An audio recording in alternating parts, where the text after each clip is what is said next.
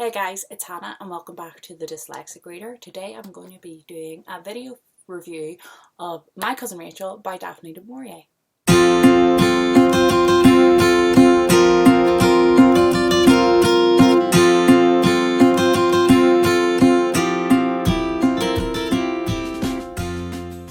If you watched my March wrap-up, you will know that I gave this book 5 stars. If you haven't, I'll leave it in the description below. As always, my reviews are spoiler-free, so even if you haven't read this book and intend to, I'm not going to read it for you, I promise. I would like to start by reading the blurb so that you can get the feel for this book. Ambrose married Rachel, Countess Sagandelli, in Italy, and never returned home. His letter to his cousin Philip hinted that he was being poisoned. When Philip arrived in Italy, Ambrose was dead. Rachel comes to England, and soon Philip is torn between love and suspicion. Is she the angel she seems, or a scheming murderess? I'll just give you a second to let that sink in. It was good. It was so good. This had me on my edge of my seat, guys. It really did. I loved it. This is my first book I've ever written by Daphne Du Maurier. I've seen some of her film TV adaptations. I have Rebecca, which is one of my favourite movies of all time, that she wrote, sitting on the shelf. I have not read it because it is like this thick. And I always look at it and go, I'd love to read that, but look at the size of it. So I thought this would be a good tip too in the water. I had never heard of it until I was glancing about the bookshop and I seen it and I was like, I'm going to try and get that cheap online. And I did. It was so good. I read like the first half in like 2 days and the second half I blitzed in 1 day. I literally could. It's about 300 odd pages. I must have read about 200 of them nearly in 1 day. I was just reading it. I was like, I should sit this down and do something. And I was like, but I have to find out what happens. The suspense was unreal. It was really gothic. It was, I wouldn't say twisted, but the ending. Not going to tell you obviously what happens in the ending, but the ending. Du Maurier's writing is the most beautiful I have read in a long time. Her descriptive terms, how she not only describes scenery and people and aesthetics of things, but emotion. It was so good. It has been a while since I've read a book where the man is like infatuated with a woman like the other way around. Normally it's always like the girl like dreamy eyed after the man who doesn't like requite the love. It's been a long time since I read it, since a man was like obsessive over a woman. It's written from Philip's point of view, the young man who Rachel marries his cousin, but his cousin brought him up and reared him, so it was like a dad to him. Oh, it was so good. I'm gonna read you the first paragraph.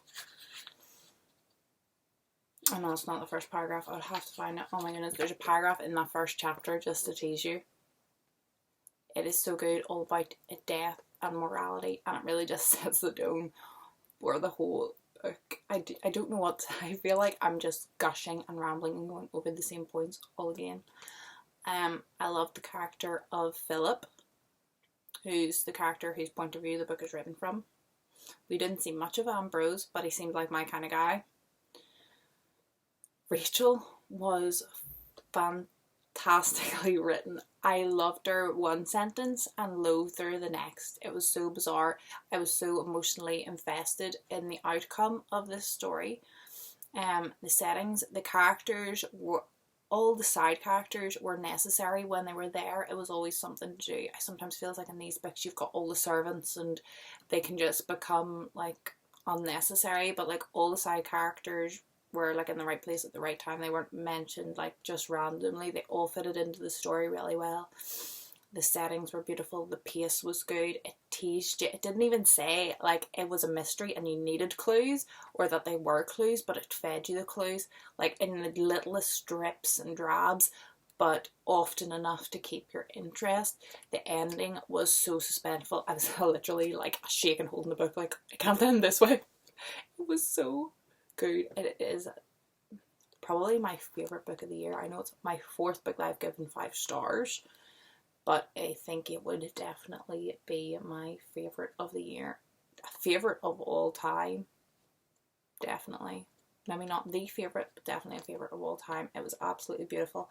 I'm going to see my mum tomorrow, and I'm going to give this to her and tell her that she must read it. There's no excuses.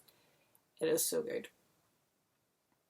I'm just staring at it like all the words. I could just look the words like all day. It's so good, and it's definitely going to be one that I reread in the future. But it's quite a short book, so that's all I have to say about it. I would recommend this to anyone. It was written in the 50s, so the English is a bit old, the words and stylings.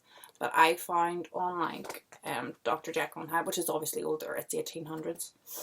I find the language hard to get into, and it was a constant struggle. This, after the first wee while, my brain got into the language, and it was easy enough to read. So I don't see how this could not appeal to anybody, no matter what genre book you like. As I say, it was gothic, but it wasn't like twisted and overly dark. There was murder, there was suspense, it was beautifully written, there was love, there was betrayal. It was just great, it really was. So, My Cousin Rachel by Daphne Du Maurier, I gave it 5 stars, and I definitely recommend it. I hope you're all happy and healthy, and I'll see you all in my next video. Bye!